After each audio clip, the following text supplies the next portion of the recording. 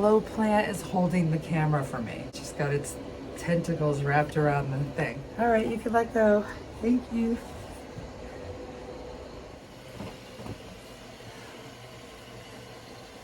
I did tuck everything.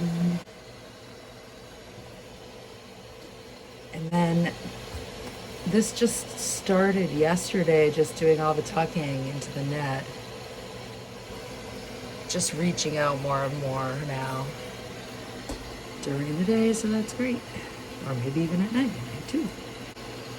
I hear mostly, I think. Actually, it's the middle ones that come out and block a lot. More so than these top ones, which sort of stick way out of the plant right here. Sticking out. Yeah, it's like the middle ones. It's in flower, so I don't take anything I don't feel I have to. Gentle, gentle.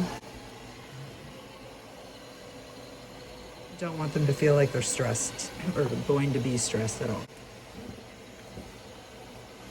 Just easy, easy.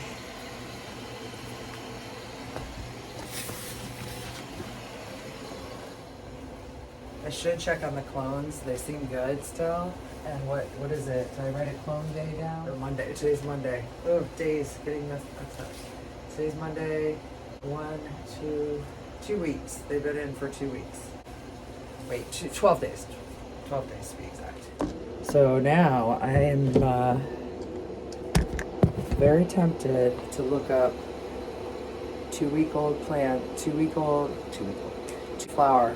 Very tempted to look that up, see what they look like. 2 weeks in flower, here we go. Here we go. It's the first one that came up. Who was it?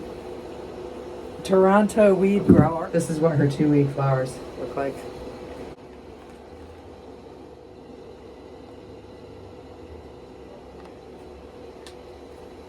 I've got ones downstairs that were suspected males. These are not my suspected males.